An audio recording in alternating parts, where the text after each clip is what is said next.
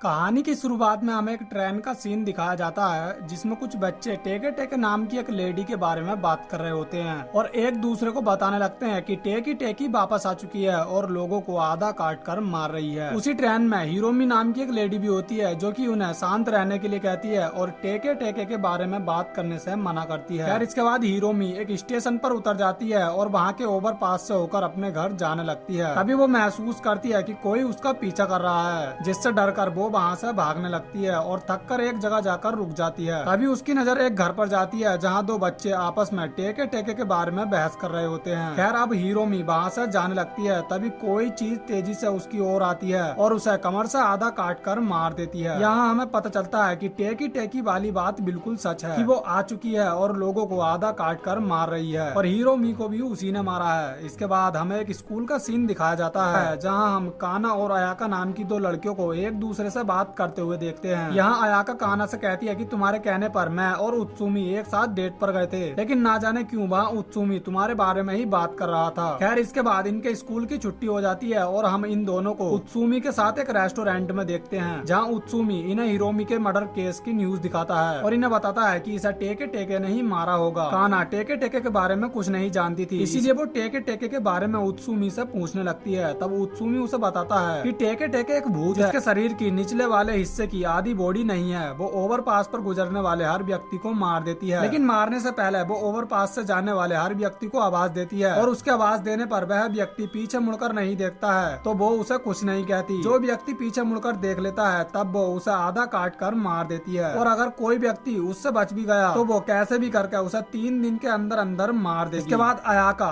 Bathroom के लिए चली जाती है। इसी बीच काना उत्सुमी से पूछती है कि क्या तुम अयाका को पसंद करते हो। तब उत्सुमी उससे कहता है कि मैं उसे बिल्कुल पसंद नहीं करता, मैं तो बस तुम्हारे कहने पर उसके साथ डेट पर गया था। तभी ये बात अयाका भी सुन लेती है। इसके बाद उत्सुमी अपने घर चला जाता है और अयाका और काना भी अपने घर जाने लगती हैं। रास्ते में काना अयाका से कहती है कि क्या तुम उत्सुमी को पसंद करती हो। तब अयाका काना से कहती है कि मैं उत्सुमी को बिल्कुल पसंद नहीं करती। वो ऐसा इसीलिए कहती है क्योंकि उसने सुन लिया था कि उत्सुमी भी उसे बिल्कुल पसंद नहीं करता, लेकिन फिर भी काना इन दोनों को एक दूसरे से मिलाने की कोशिश करती है और इसी बात को लेकर अयाका काना पर गुस्सा होने लगती है और ओवरपास वाले रास्ते से घर जाने लगती है।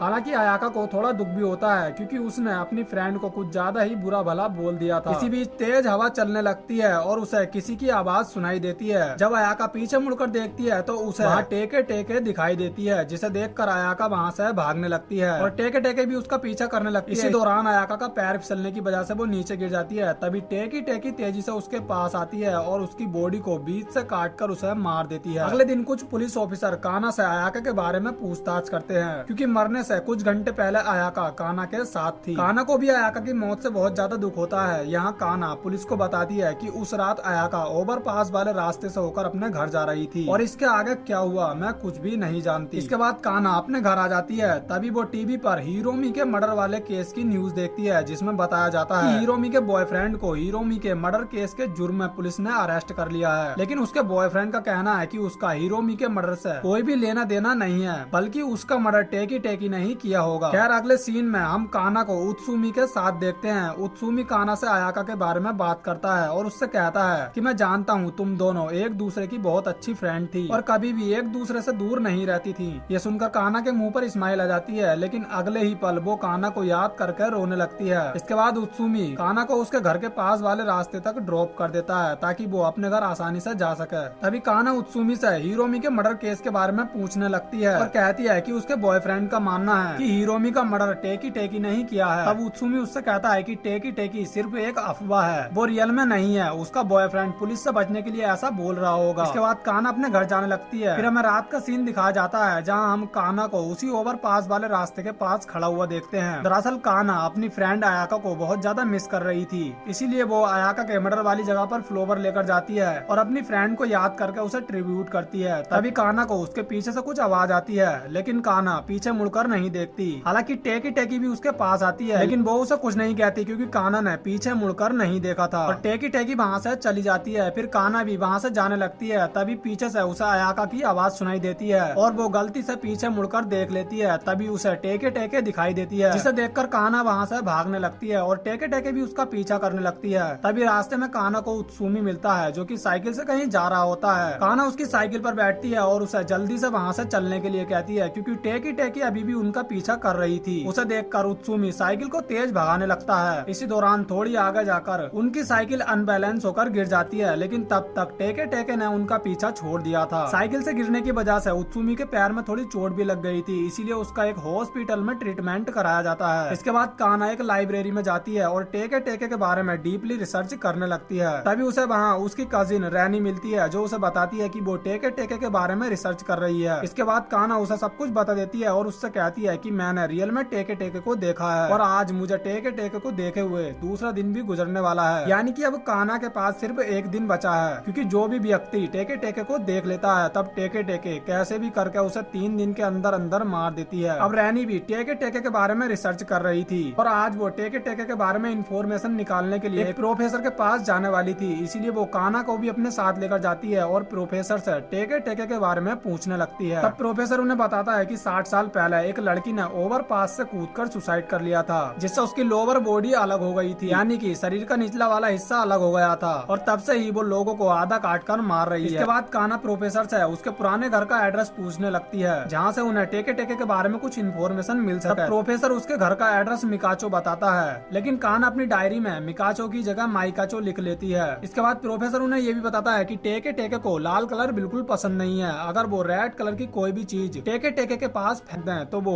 टेके टेके से बच सकते हैं। लेकिन इस बात में कितनी सच्चाई है इस बात का उसके पास कोई भी प्रूफ नहीं है। इसके बाद प्रोफेसर इन दोनों को अपने एक असिस्टेंट टेकेडा के साथ टेके टेके की एक परिवार की लेडी सदस्य से मिलवाने के लिए भेजता है। उस लेडी की माँ टेके टेके की बहन हुआ करती थी। वो उन्हें बताती है कि टेकी टेकी का रियल नेम कासिमा है। वो उन्हें ये भी बताती है कि जब कासिमा ने सुसाइड किया था तब वो 6 साल की थी। वो एक खूबसूरत नर्स हुआ करती थी। जब अमेरिकन आर्मी के लोग अपने घर वापस आ रहे थे तब उनकी नजर खूबसूरत कासिमा पर पड़ी, जिसके बाद उन सब ने मिलकर कासिमा का रेप कर दिया था और इस बात से डिप्रेशन में आकर कासिमा ने ओवरपास से कूदकर सुसाइड कर लिया था। इसके बाद वो उन्हें कासिमा के रेड कलर पसंद न करने का कारण भी बताती है और सारे सवाल का जवाब मिलने के बाद काना और रैनी अपने घर जाने लगती हैं। प्रोफेसर के असिस्टेंट को उसके घर तक ड्रॉप कर देती हैं। तब असिस्टेंट टेकेडा उन्हें बताता है कि टेके टेके के मरने के बाद उस जगह पर उसका एक मेमोरियल बनाया गया था, जहाँ उसकी सिस्टर रोज उसके लिए फ्लावर लेकर जाती थी। लेकिन जब उसकी सिस्टर की डेथ हुई थी तब वो मेमोरियल भी अपनी जगह से नीचे गिर गया था और लोगों का मानना है कि टेके टेके ने लोगों को उसी दिन से मारना शुरू कर दिया था। अगर किसी तरह उस मेमोरियल को उसकी जगह वापस रख दिया जाए तो हो सकता है कि सब कुछ ठीक हो जाए। अब ये दोनों टेके टेके के रियल घर पर जाने का डिसाइड करते हैं, जहाँ उसका मेमोरियल बनाया गया था। रास्ते में रैनी काना को ये भी बताती है कि जिस दिन काना ने टेके टेके को देखा था ठीक उसी दिन ओवरपास पर टेके टेके के बारे में रिसर्च करते समय रैनी ने भी टेके टेके को देख लिया था और आज इन दोनों को ही टेके टेके को देखे हुए तीसरा दिन भी हो जाएगा। लेकिन तीसरा दिन पूरा होने में अभी भी 2 घंटे बाकी हैं, यानी कि इन दोनों के पास सिर्फ 2 घंटे हैं और 2 घंटे बाद टेके टेके कैसे भी करके इन दोनों को मार देगी। इसके बाद ये दोनों टेके टेके के रियल एड्रेस पर जाती हैं, लेकिन इन्हें वहाँ कुछ नहीं मिलता, क्योंकि काना ने प्रोफेसर से पूछते वक्त टेके टेके के घर का एड्रेस गलत लिख लिया था। इसीलिए वो उसका असिस्टेंट टेकेडा को कॉल लगाती है। इसके बाद टेकेडा किसी तरह उन्हें टेके टेके के घर का रियल एड्रेस दे देता है, जो कि उनसे लगभग 8 किलोमीटर दूर था। इसके बाद ये दोनों किसी तरह वहाँ पहुँच जाती हैं और टेके टेके के मेमोरियल को ढूंढने लगती हैं। कुछ देर बाद इन्हें वो मेमोरियल मिल जाता है, तभी टेके टेके इनकी तरफ आने लगती है, लेकिन उससे पहले ही ये उस मेमोरियल को सीधा कर देती हैं, जिस वजह से टेके टेके इन पर अटैक नहीं करती और वहाँ से चली जाती है। इसके बाद ये दोनों भी अपनी कार में आ जाती हैं, लेकिन टेके टेके अभी भी इनका पीछा कर रही थी, जिससे देख ये दोनों वहाँ से भागने लगती हैं और काना सभी रेड कलर की चीजों को कार से बाहर फेंकने लगती है, जिससे टेके टेके इनके पीछे ना आए। तभी काना को याद आता है कि इनकी कार भी रेड कलर की है, इसीलिए ये उसे ब्रेक मारती हैं। इसी दौरान टेके टेके इनकी कार से टकरा जाती है और ये दोनों पैदल ही वहाँ से भागने लगती हैं, लेकिन टेके टेके अभी भी इनका पीछा कर रही थी। कुछ दूर आगे जाने पर ये दोनों एक दूसरे से बिछड़ जाती हैं। तभी काना के पास टेके टेके आती है। इसी बीच काना को किसी का कॉल आता है, तभी वो देखती है कि उसके फोन के साथ साथ उसका की चैन भी रेड कलर का है, इसलिए वो अपने फोन को फेंक देती है, जिस वजह से टेके टेके उस पर अटैक नहीं करती और वहाँ से चली जाती है। फिर हम देखते हैं कि रैनी काना को ढूंढते हुए काना के पास आ जाती है और ये दोनों ही एक दूसरे को जिंदा देखकर बहुत ज्यादा खुश हो जाती हैं। तभी रैनी का सर एक कांटे के पेड़ से टकरा जाता है, जिस वजह से उसके सर से ब्लड निकलने लगता है और ब्लड का रंग रेड होने की वजह से टेकी टेकी वहाँ आ जाती है और एक ही झटके में रैनी को मार देती है। ये देख काना को बहुत ज्यादा दुख होता है और उसे सदमा लग जाता है। नेक्स्ट सीन में हम कुछ बच्चों को देखते हैं जो कि टेकी टेकी के बारे में बात कर रहे होते हैं और काना के घर के पास से होकर गुजरते हैं। इसके बाद हम काना के घर के बाहर टेके टेके को भी देखते हैं, यानी कि टेके टेके ने अभी भी काना का पीछा नहीं छोड़ा था। इसके बाद हमें 1 साल बाद का सीन सीन दिखाया जाता है जहाँ टेकेडा कान्हा से मिलने के लिए उसके घर आता है। टेकेडा अब प्रोफेसर बन गया था, इसीलिए वो कान्हा के लिए स्वीट्स भी लाया होता है। रैनी के मरने के बाद कान्हा सदमे में है और सभी रेड कलर की चीजों से दूर रहती है। तभी वो देखती है कि टेकेडा जिस बॉक्स में स्वीट लाया होता है वो बॉक्स भी रेड कलर का है, जिसे देख कान्हा चिल्लाने लगती है और इसी के साथ ये मूवी यहीं पर एंड हो जाती है।